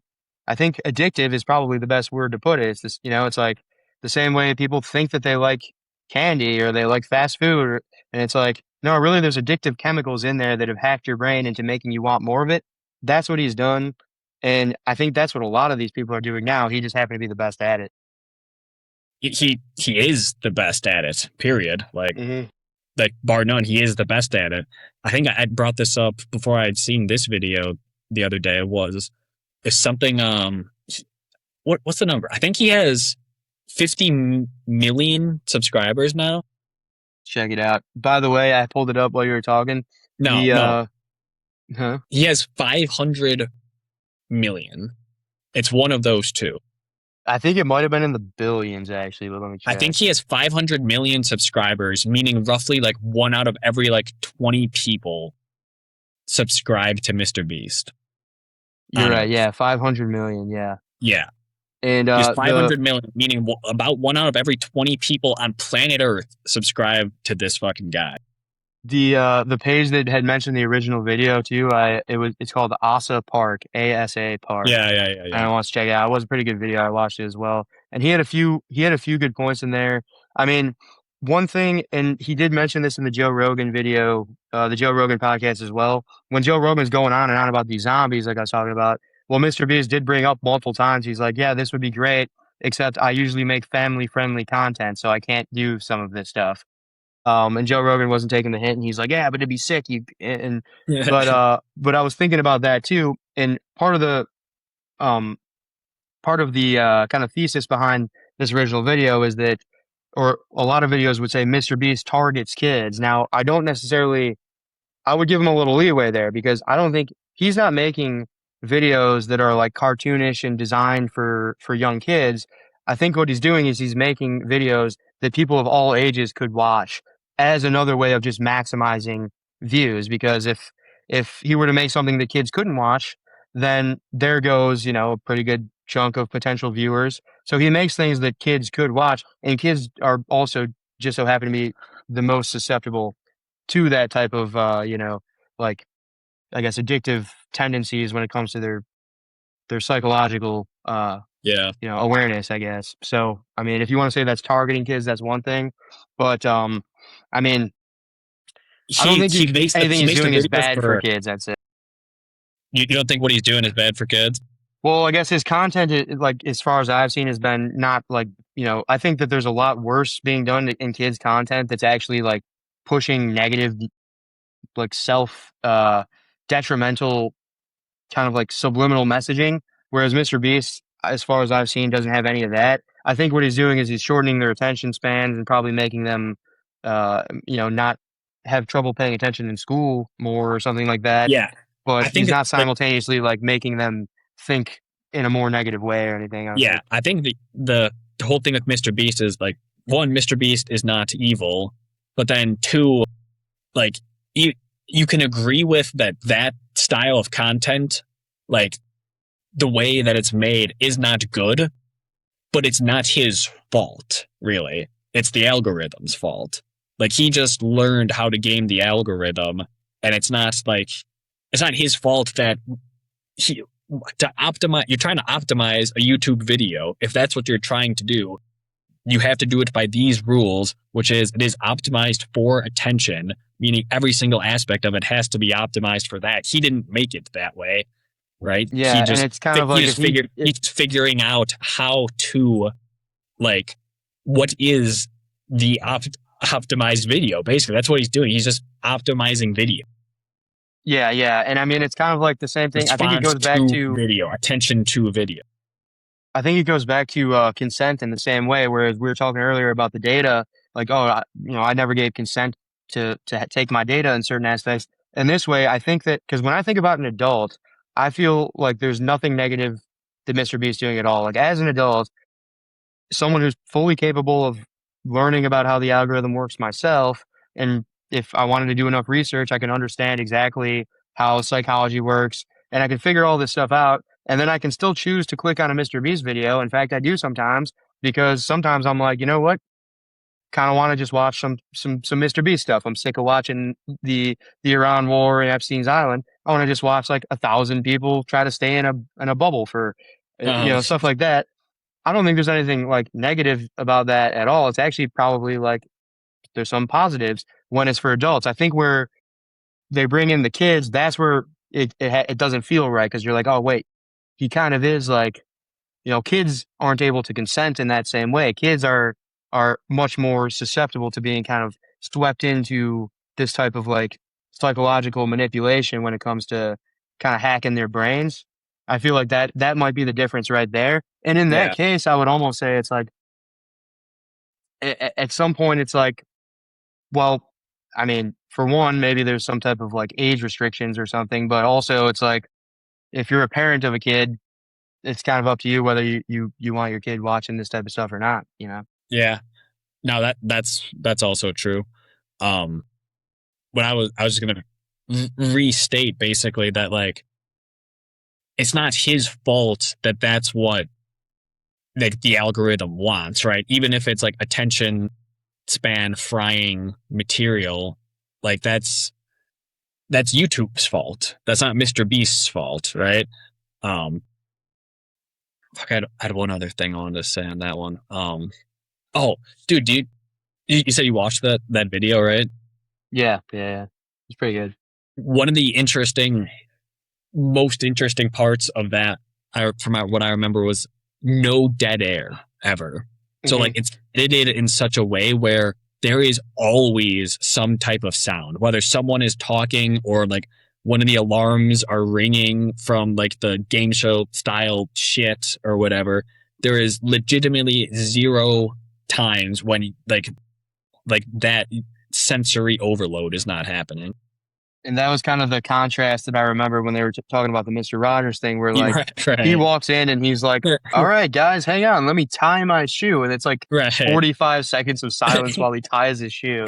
yeah, right. Yeah. All right. You got anything else on that one, or No, I yeah? mean, I think it really is. I mean, it does come down to the algorithms optimizing for attention, just as they all do. Right. We're in the attention economy. Um, And I that's mean, the issue with that that's type the of issue, right? content that gets pushed. It's not the creators of that content. They're just trying to really, I think what Mr. Beast is doing is out of like curiosity to see like what types of videos do the best. And yeah, obviously like he gets famous off of it and wealthy, whatever.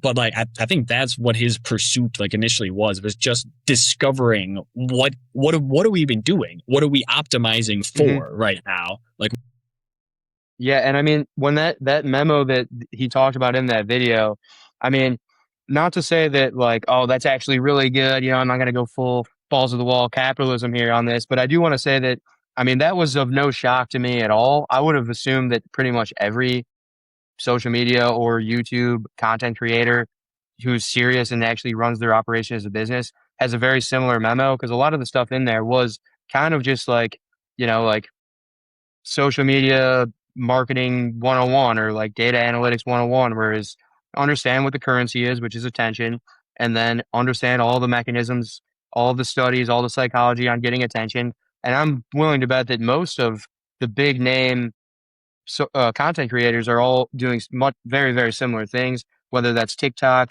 long form podcasts, or, 15, 20-minute YouTube videos. It is all about the attention and how much you can keep people's eyeballs. The question, I guess, going here now sure, is so like, okay, who's like sorry to cut you no, off go right ahead, go ahead. there, but this is crazy. Who's like the other Mr. Beast? Like who is doing Mr. Beast style content but isn't as popular or famous as Mr. Beast? Is he like the only guy doing that shit? Because I can't think of anyone else. There's a million other content creators and they all have a different niche, right? Like is anyone doing like that style? I know you're not the biggest like content No, I creator, mean, that is a good influencer question. guy, but like I mean, but how many right? big podcasters are there that talk about? I mean, you can divide podcasts into a couple different, tons of different genres. You got politics, tech, you've got comedy, and I can name 6 to 12 that are big in all of those different genres. Then you can go to like pranks, or you can go to skits, and I can name 6 to 12 major Right. creators in all of those. I can do short form TikToks. I can name 6 to 12. I can do long form 1 hour episodes. I can probably name Yep. 6 to 12, no matter the genre. When it comes to a Mr. Beast, I mean, what would you call that genre? Kind of like game showy, It's kind of game like, show almost. yeah. I mean, I'm sure there will be eventually, unless he just continues to just dominate the online game show market.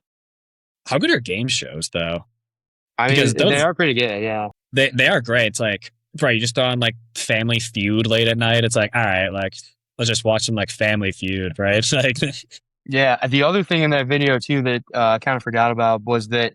So you mentioned how he was just counting to like 100,000, and then he was yeah, saying the same thing over and over. It was like you would think that that would do terrible in the algorithm today, and it probably would. But that was like old school YouTube where there wasn't that much competition to begin with, and just the headline alone probably got enough people to click on it just to see if that was real. And then after that, kind of a between step between he was doing those crazy things, and then now he's doing this game show stuff, kind of a between step. I guess it still kind of goes with the game shows, but he would just start posting videos of him giving away money that he yeah, made on his last video, and then yeah. that He new did the video would make giveaways that too. money back. And he was kind of just having the infinite money glitch going on with it too, which I see that type of stuff all the time where people say they'll do it like a lottery, like, oh, if I get, 1 million likes, then I'll give away ten I thousand do dollars see to, people stuff like doing that. giveaways a lot like that. Yeah. Yeah, so that Um, one definitely caught on. right. Like I see there's one guy he like has this like cart going around of like 12 different boxes and like you like go up to a guy and like, oh, pick one of these. And like there's always like it's usually like AirPods or like some shit like that. And they're like, oh, for real, man? It's like, yeah, yeah, yeah. Like, have a good day, right? Like little gift for you. Like those videos always do good. Dude, Speaking because of you giveaways, know what else is part of that? Because like like what is possibly in there. So it's like, oh, are they gonna get the grand prize? Like, are they gonna get like the like $1,000 like headphone set or whatever? Or are they just gonna get like some like dumb little trinket or whatever? yeah, It's it a is kind of gamble. that slot machine. It's Yeah, yeah, in the yeah. slot It's machine. that we don't know what's coming next, so your brain naturally like needs to stick around to see. Yeah. But speaking of giveaways, one of my favorite giveaway videos was on TikTok. Got banned from TikTok because of the bullshit algorithm. I mean, Mr. Beast gets to become the first YouTube billionaire because he was doing giveaways. But the guy on TikTok who was going out to the homeless people, the people who were actually in need, and doing giveaways got banned simply because the giveaways were entire handles of vodka with machetes duct taped to them. Did you see that? What? Dude, it got banned from TikTok. That was another thing I saw recently. Was this guy was going around with a shopping cart full of like vodka bottles taped to a machete and handing them out to the homeless. And he was doing numbers on TikTok, and then they banned it. And they said, I guess they banned it because then there was a bunch of homeless people going around drunk with machetes. I would ban that guy. But Like I mean, hey, that's a good thing. it's freedom versus safety. You know, it's It like, is. do we And want the people to obviously be free? you would agree that crosses over into the we could use a little less freedom line. I mean, I just thought it was just so hilarious just to see That it. is insane. Like, yeah, like someone was just like going out doing that. I mean, but there you go. I guess like the reason Can I you bring like that one hand up out is because machetes or knives around? Like, is that like legal? Like, I get that. I mean, they were like bought It at is. like Home Depot or like they were just bought off the rack. But dude, I mean, that just, I think it's like a hilarious example of just how it could go if all we care about is like the attention. I mean, he used the Attention. exact same Right. formula as Mr. Beast, is the giveaways. He's like, yeah, I'll go spend all my money on like handles of vodka and machetes, and this will do numbers on TikTok, and I'll make all that money back and more. That's my business model. That is just an excellent fucking content idea. Taping machetes to fucking handles of vodka and giving it out. That's incredible. That was Because great. Hey, I'll see. I'm like, Go ahead. is I'll that see if I can find allowed? it. And I'm thinking to myself, because it's not illegal to give someone liquor, right? Like it's not like illegal to give liquor to a homeless person. And I also don't think it's illegal to be like passing out knives, right? Like if you're passing out like dinner knives, just say like, I don't think you would, it's not illegal in any way. People can just go home and use them for like steak knives, right? So like, you're not doing anything wrong. Yeah, I think this is it. He's doing some, So he's giving some shooters out. yeah, some shooters, which is actually pretty nice. I mean, that's not hurting anybody. I wonder if they. All right, now he's going to the All right, vodka. we got some There we bodies. go. Yeah, There we there go. it Yeah, is. yeah. There it is. All right, I get this off the screen so YouTube doesn't. Yeah, true, true. Yeah, that is excellent content. It's an insane idea. Here's a good question. I wrote this down the other day. Is power just your ability to create a spectacle in today's day and age? Yeah, I mean, I think that attention is like we were kind of talking about a little bit when we had Dav on about how like there's different currencies that are below money. Like on the, it's like money can be traded for some fundamental things. Attention definitely being one of them. And I mean, I wouldn't even say in this day and age, look through all ages, and I think that it might not have been attention so specifically, but it was the ability to To get get people to eyes, pay it is attention. it is Yeah, yeah, attention. it's like It's your ability get to get people to eyes follow on you. you. Yeah. Yeah, follows and likes. That's what it's always been. And so Yeah. I think that this is just like the digital version of that. I think that we're very much in like like it so far it seems like the whole digital arena is basically just like a very like primal replica of the human arena. It's like a 2D simulation of a very primal version of people where Yeah. people are willing to just If you follow handed out someone in the same way that someone were to believe in like a god king who was like who had divine right over an empire back 2,000 years ago or more than that even. And now we would think that if someone tried to claim that, we would think that that's goofy. Well, I mean, online though, people do kind of react the same way, which is, why you're starting to you, see, you know people what start to believe that type of shit again. that God King was doing is he was giving everyone mead and wine and giving them sharpened stones and like Mhm. guy handing out bottles of vodka with machetes on them. It's the same shit. It's the same shit, dude. It's like you give people alcohol and violence, and fuck, you got attention, you got eyes on you now. Well, You so provided it to people. Now people pay attention to you. kind of an irony of the universe, which is another reason I think that there's definitely some type of some type of higher power or something out there because this is just kind of one of those. But in the Bible, there's like the old quote of it said something along the lines of like, in the end, the meek will inherit the earth.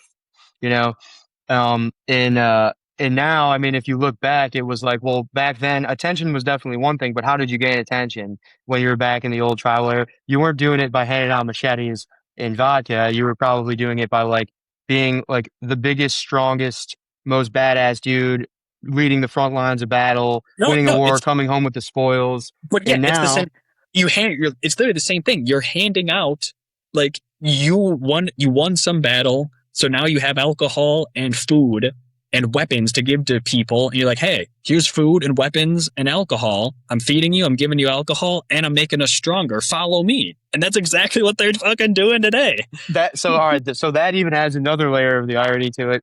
But I was going to go off of, even if we get rid of the machete guy, but if we go off of like who today is probably like gets the most attention. I mean, Mr. Beast for one, but I mean, most of the time, most of my algorithm and most people's algorithms are like Joe Rogan, Shane Gillis. Probably see a lot of Kill Tony. That might just be my algorithm. I don't know, but it's the idea of like back in the day, those would have been the jesters, and it was like the like the badass general who went out and Okay, killed people and brought back all the stuff. the That would meek be the shall king. inherit the And earth. then they would see the machete guy tell that joke, hey, I'm gonna go give machetes and vodka out to the homeless, and they think, oh, that's funny.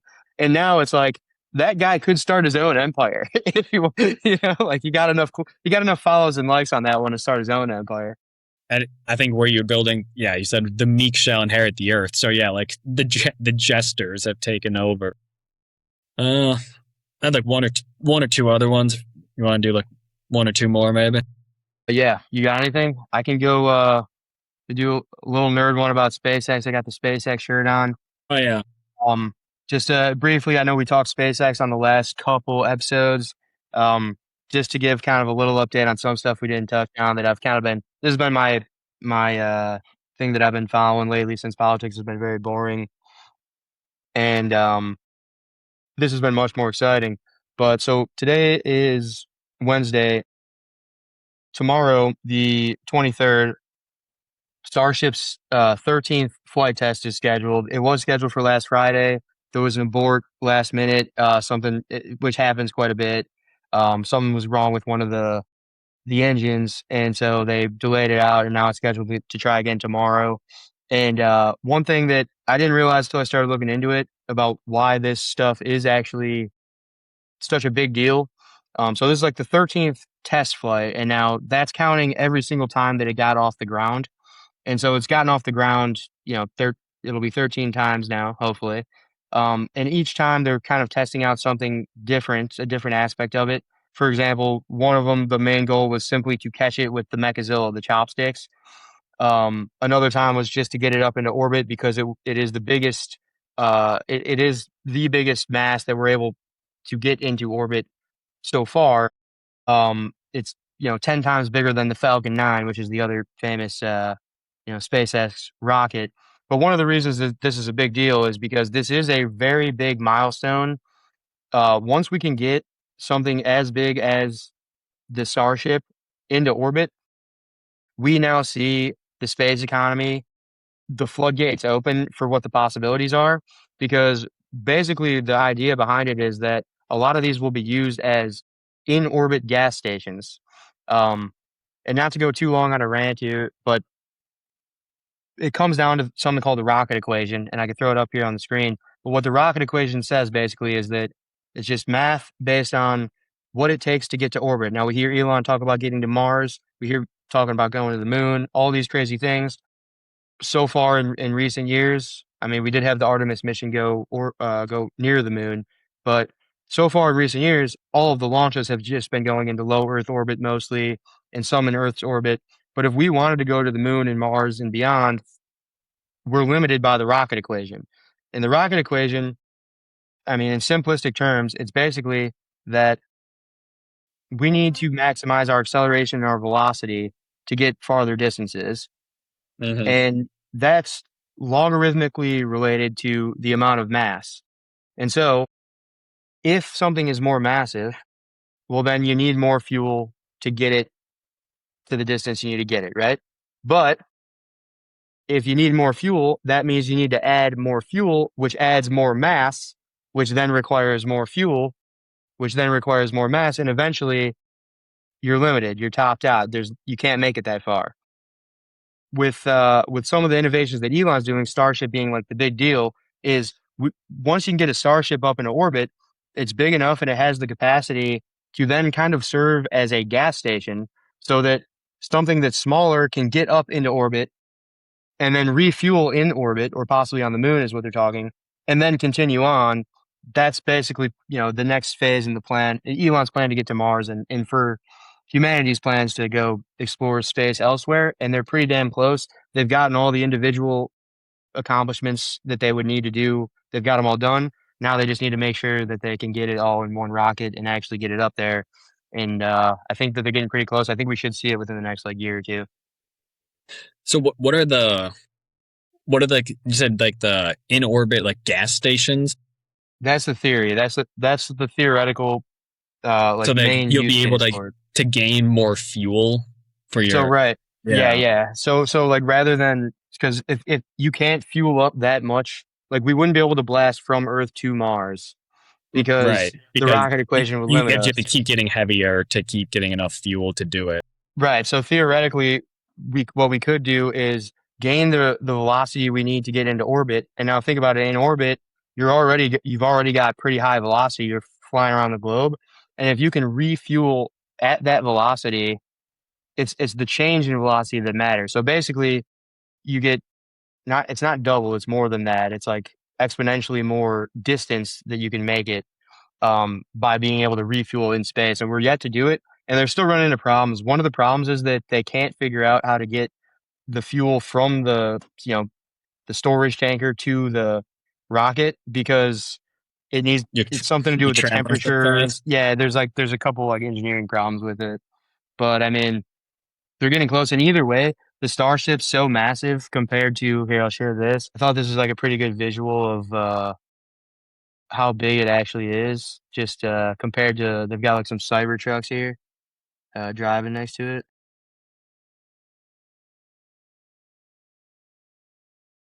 But I mean, that's how big it is. And the Falcon 9, I believe, was like 1/10 the size, which is the normal one that you see them launching. So like that's a cyber truck right there. Yeah. Did you say this was the most mass put into orbit?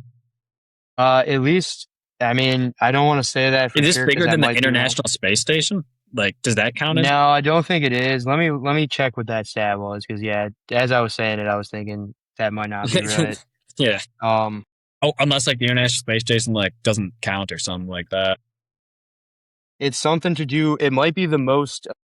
or maybe it still is because wouldn't we probably have like done the International Space Station like piecemeal, where you like bring it up a little bit at a time?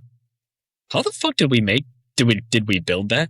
How the Yeah, that's. I was thinking it might be.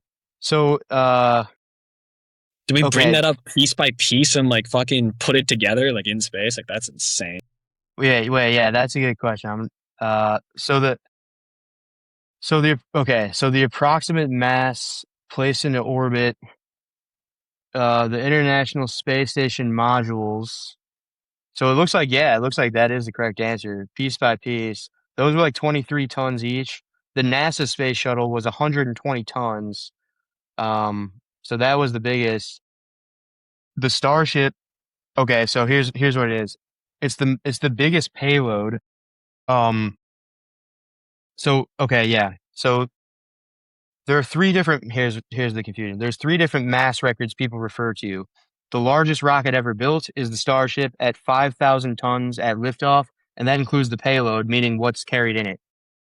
The largest spacecraft ever placed into orbit is the Space Shuttle orbiter at 110 tons, and then the largest payload delivered to orbit was the Saturn V, which is 140 tons, which was one of the modules for the International Space Station. So I think you're right. I think it was like I think it was like pieced together in space. That's ridiculous. So today it says today Starship is the biggest rocket ever launched, but it has not yet claimed the records for largest spacecraft or payload placed into orbit because it has not yet completed a successful orbital insertion. So it will be the biggest Oh yeah. if they get there. But and have you And it's seen? I'm sure you've seen the videos of them catching it with the chopsticks. yeah, I was about to ask. That's going up and hopefully coming back down. Yeah, so that's a big deal too, because part of the thing about like why SpaceX became so big in the first place, why it has the Reusable rockets, right? yeah, the reusable rockets, and they used to have like little I don't know what you would call them, like little feet or stands that would go up with the rocket, and then the rocket would come back into the atmosphere. They'd use the last of their fuel, it would turn it around, and then it would kind of land on the it would kind of land on its stand there. But one of the reasons they were able to make it so big was because they got rid of the mass of the. They said we got to get rid of the mass of those of the Feet. like the yeah, the feet, and so they had got rid of those, and instead now they got the Mechazilla. So It's I don't know, it's that it, stuff's been pretty it's cool. is it just like two bars and they're just trying to fuck it? That's what it is, a chopstick. Yeah, yeah. Hey, let me see if I can pull up one of these. This is pretty cool. They're like kind of slow motion, and so like the rocket on the top, it has like these two little things that stick out. So really, it's like catching it from the from the bottom. You know, it's got like a plate on the top that sits right on them, but it's pretty good. See if I can get a good.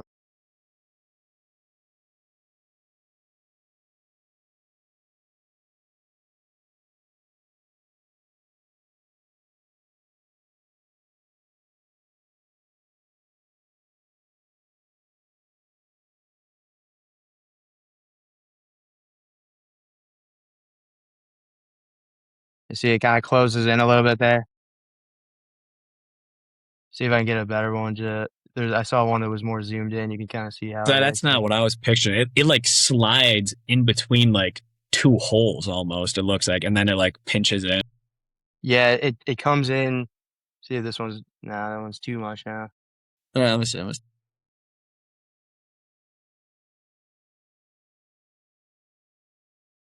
That's the other one closing in on the right. And like, Yeah, yeah. yeah. And then see, it's got these little plates on Oh, the top, so it it just kind of catches. sits on them. Yeah.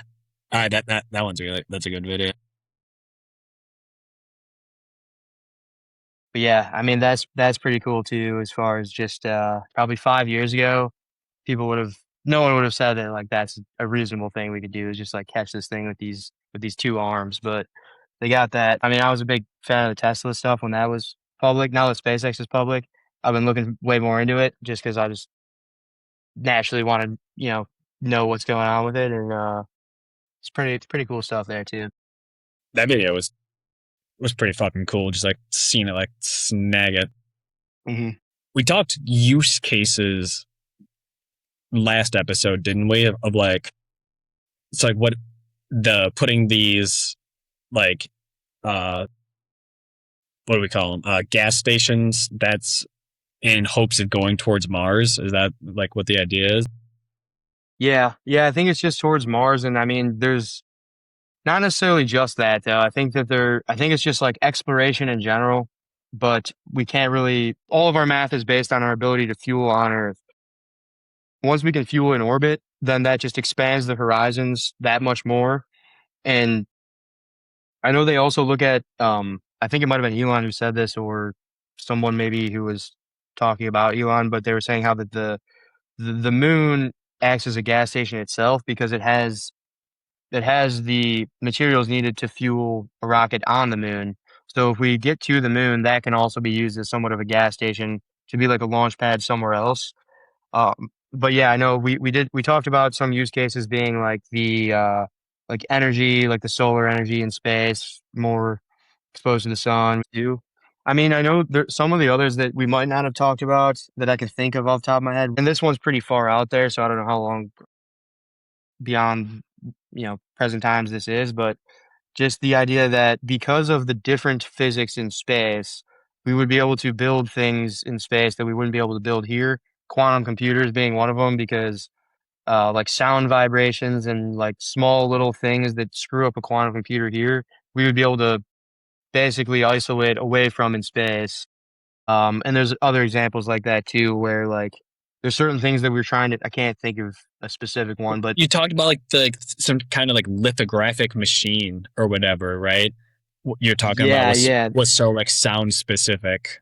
yeah. So those are what makes like the super tiny like transistors on the microchips. That's like Taiwan Semiconductor. They have these EUV lithography machines, and those have already basically gotten to the point where it's like you can't really get too much better because they're already so small that they're like the size of like an atom. But in space, without any like small vibrational forces, if we're like out in the middle of nowhere, theoretically those could become even better.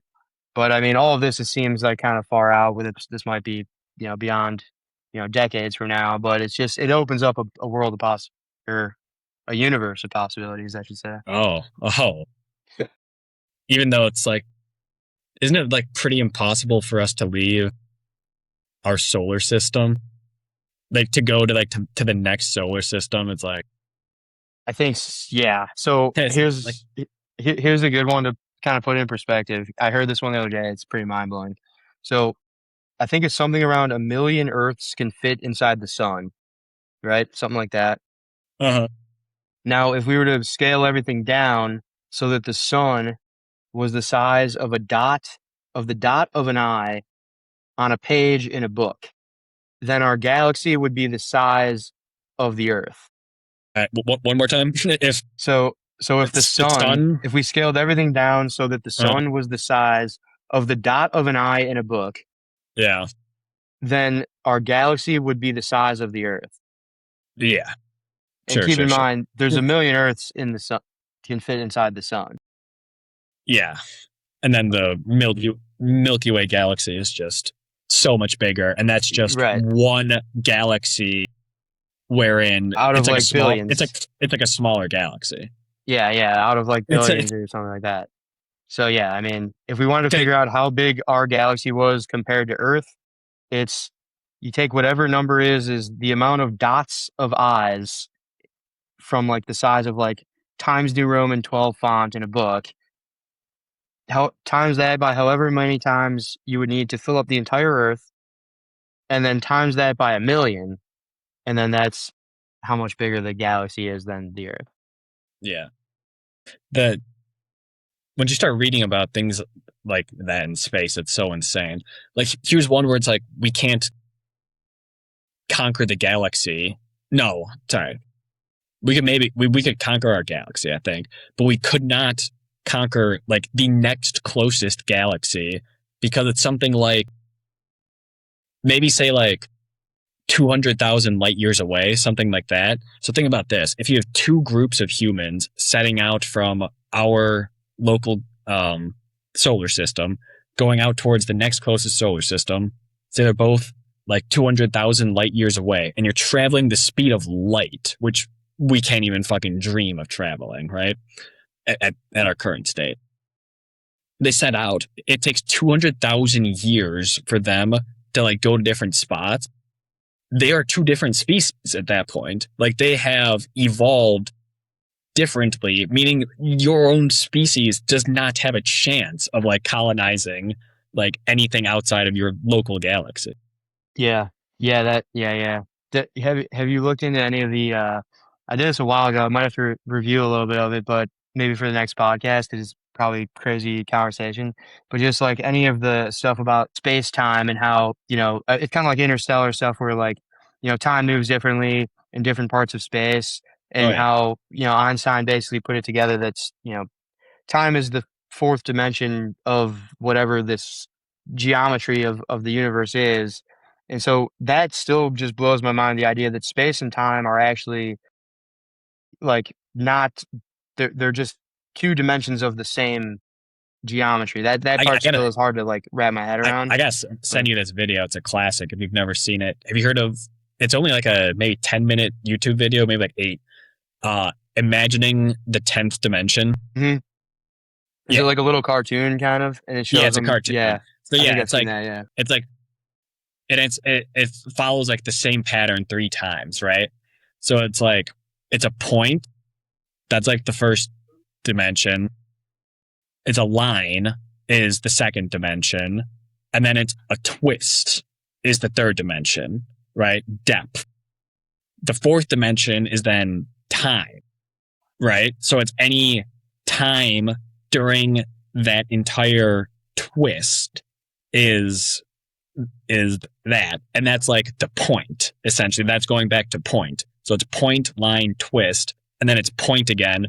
Point being like whatever exact moment in time during the entire like time span of that third dimensional of that third dimensional universe, and then it starts getting complicated from there, right? But then five again is like the second dimension of like in like time basically. And then you twist it again, so it's like any time point of any like reality or whatever. It's Then you complicated. start Obviously, branching off of like yeah, if it's like say you're plotting something, on time. So like, this time it was here, then here, then here, then here. And then basically, so now you can, if you had a fourth axis, you can then take that plot and now you can add that and now you've got like a four-dimensional thing.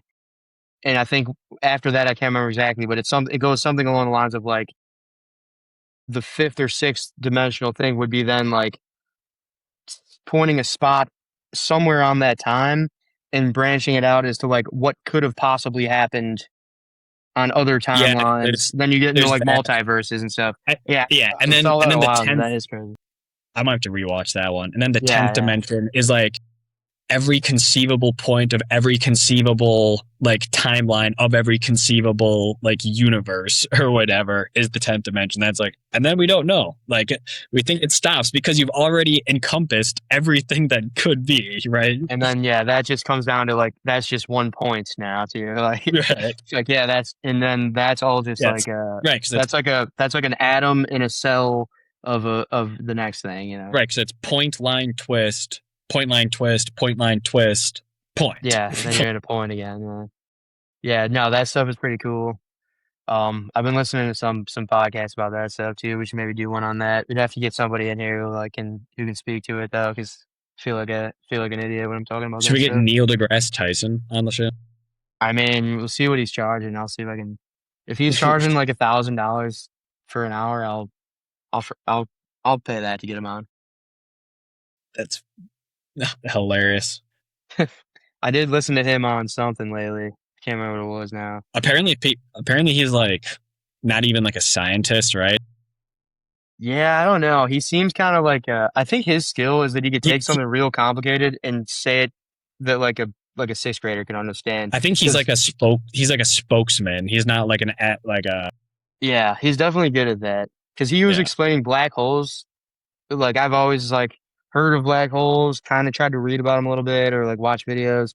Never really like fully like understood exactly what it was. I listened to him explain what it was, and now I feel like I kind of know what it is. Like he just like explained it so well and like so simplistically that it was like, oh yeah, that makes way more sense. Yeah. I've seen some of his videos. He's good, obviously. Like how do you dislike that guy? Yeah, he's a good talker for sure. And I mean, Yeah, he's a good showman for sure. but I mean, even that is just like all right, even if I like okay, I'm no like major scientist here. Like even if I had a bunch of scientists who were like telling me all of this stuff, it's like would I be able to then repeat it in a way that's understandable? Like no, like the fact that you're able to do that Or shows he does he must just have get like the some script written? Does he have the script written for him? oh, okay, yeah, maybe. But even that would be kind of tough because if he's on a podcast and he's like reciting this stuff from memory, even that would be kind of tough. Yeah, like the well produced videos and shit. I'm sure he gets like the script given to him, but obviously he still knows Yeah. knows his stuff. Him and like Bill Nye the Science Guy are kind of similar characters, I think. I think they're both kind of like that. Yeah, right. Like Bill Nye's not goddamn doing like experiments in the lab, right? Yeah, yeah. But all right, yeah. We got anything else on this one? I got like one or two quick ones if you want to hit some final thoughts here. Actually, it's a pretty good 1-2 punch.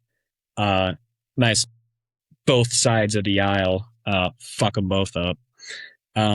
So the one is Trump media announced that they will be selling early access to their Truth Social posts, so you can subscribe to get up to the minute Donald Trump's buy and sell picks, his Iran on off button. So sounds great there. And then I'll hit you with the second one right after, so you can react to both together. Zoran Mamdani in the last few days has been ringing the bells saying, I am checking into all legal avenues available to me. If Benjamin Netanyahu comes to New York to visit like the UN, because I think there's a UN meeting coming up, I'm looking into every possibility of having him arrested, like for the ICC, International Criminal Court indictment brought against him. Then today, I scroll on TikTok, I see a video of 5.3 million likes on Zoran's account. I'm like, holy shit, he's doing it, isn't he? He's literally sitting behind a desk looking like the fucking president. And he goes, I have looked into it. We have pursued every legal avenue I have available to me, and it is very clear that I cannot do a thing. However, the federal government can, and I would like to call on them to do something about this. And it's like, God fucking damn it, dude. I cannot do a fucking thing. Yeah, I mean, so all right, so I'll give you the Trump response there first. So, all right, obviously, if that's not illegal, it definitely should be, and even more so, like I think everyone agrees with that. If you can find me like some Trump outlet, media outlet or support base that's saying like, no, this is actually really good for the people, that the president is going to put a firewall up so that only the people who pay him can see what he says, then I will 100% agree with you that there is a cult, because that's the only people that could possibly believe that that's good for anyone other than Trump. The Mamdani thing, less surprising. That one, I feel like it's ridiculous. It's just as ridiculous, maybe not even just as ridiculous, but it is ridiculous. Not as surprising, because that sounds like Mamdani, whereas like his whole thing kind of is trying to be, when we were talking at the very beginning of this about who the Democrats can rally around, they need a face that's similar to Trump. They need a populist. They need like Mm-hmm. kind of a radical against the system guy. Mamdani wants to be that guy, unfortunately. And I don't even really hate Mamdani. Like, I feel like typical politician, he's using the socialist uh, channel, which is kind of similar to what AOC has been doing. They're both kind of wannabe Bernies. I think Bernie's a much more, at least genuine guy. I think both of them are kind of frauds. But Mamdani is going after that he's trying to take that angle of like, I'm fighting the system. And I imagine he's probably planning. Is he old enough to run for president in 2028? Probably maybe 2032 he's planning. But it's Yeah, something like that. might be next one, not this one. I just think in both of these cases, I think the similarity in both of these cases is that they're an absolute insult to the like critical thinking skills of the average American. Maybe they're right. Maybe the average American is so tribally captured by this point that the Trump supporter is now supporting the paywall, and the Mamdani supporter is falling for this idea that well, he really tried his best to arrest Benjamin Netanyahu, but the federal government wouldn't let him. Maybe everyone's falling Right, for this, but I can't right. imagine. Maybe the far extremes are, but in that case, even this is what I genuinely question, because I don't know what's going on here. In that case, even if you got the super far right MAGA people and the super far left never Trump communists, even if those people are like still like 100% sold on both of these ideas, well then that's fine, but they were going to vote for you anyway, and the people you're supposed to be trying to get on your side are the people who are in the middle, and all of those people are going to see right through both of these things. It seems like it is just like a total Yeah, race to like the bottom when it comes to the pandering and the nonsense. for some reason, kind of forget how this works totally. But for some reason, all that really matters is like primary voting, right? So then you have to play super hard into like the only fucking people who give a shit about primaries, which are the farthest left of the lefties and the farthest right of the righties, because all you really have to do is like defeat the people in your own party then once you're there, you're basically already you're getting almost everyone who would already vote Democrat. You're getting people who already basically would vote Republican in that aspect, and then everyone still does try to shoot more for the middle after the primaries Damn, yeah, because that is a good point. Great apparently point, actually. Yeah, all that really matters is like hardlining. that's a great point. Yeah, I didn't even. That totally checks out. Also, that just made me think of this too. Is that, dude, we might see an absolute bloodbath in 2028 primary on the Republican side because we've already got It this should like be. civil It should war be a forming. bloodbath. It might be an absolute bloodbath. It might be like similar to every Trump election, how it was in the general, but only in the primary. I almost think the primary is going to get like not to even say that the Republicans are going to end up winning, but it's just going to be such a media circus during the Republican primary between Rubio and Vance. That might be why, despite not having any main player who's really putting up numbers, the Democrats, according to Polymarket, still have a better chance of winning, is because the two front runners, Rubio and Vance, are likely to fall heavily in the general election polls throughout the primary after they're just absolutely destroying each other. I haven't checked Kelsey on that in a few weeks or months. Maybe we could end this one here. Yeah, What's I had it the up earlier. I think it was pretty similar to what we had talked about maybe a month or so like ago. Vance and Rubio basically neck and neck 1 and 2, and then Gershom Newsom 3. Yeah, so first of all, we might have it might not have been too different a while ago, but I do want to, even if we did already say this, I want to bring it up again because it is kind of mind blowing. So here's just Democrat versus Republican. And so, yeah, so this has been the case since about May or April. The Democrats have had about a 60% versus Republicans about a 40% when it came to winning the 2028 presidential election. Yo, what the fuck? I've never seen this graph. Why? So why are Vance and Rubio the front runners? Just Yeah. because Well, no. Now look at this. because So, they're the guys everyone knows are going to be there.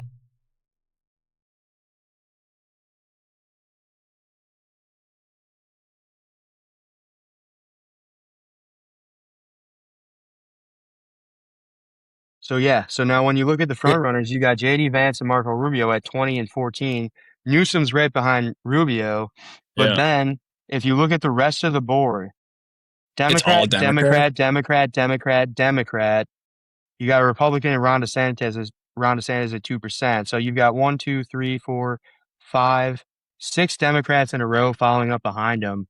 And so Then the next basically, options are people: Dwayne the Rock Johnson, Trump, and Tucker Carlson. yeah, and then then you It's got all some fair. nonsense here. Yeah, But if you add these up, say you start here, you go Buttigieg, Shapiro, Kamala Harris, AOC, you're sitting at 18%. John Ossoff, now you're at 27%. Then you add Newsom, now you're at 40% versus JD Vance and Marco Rubio, 34%. So at the end of the day, these two are the top two, except these 6 combined have them beat in their odds. so it's going to be a bloodbath for Democrats too, even more so. Yeah, and I would actually not be surprised if I would think The that they would Democrats have are going to to. have a bloodbath, and the Republicans are just going to have the duel in the desert. See, if the Democrats had any like political strategy at all left that made sense, which I would like to think that they do, but it just seems missing lately. But or maybe strategically missing. Maybe they're holding out until the end because they don't want to. Maybe they're pulling that move of They we don't don't want to want suck to their throw out candidate. our number one guy right now, Yeah, 2 years right. earlier, so that he could be the target of attack ads. Instead, let's let Vance and Rubio beat the shit out of each other, and then a year or Okay. so, then a rising star emerges. That would not be a bad strategic move, honestly. That's a great fucking idea. So that's how I know that that's not their plan. So That's way too. That would make way too much sense. that'd make way too much sense. I think that's a good spot to end it. Yeah, no, yeah. But Thanks all for right. tuning in, everyone. Yep.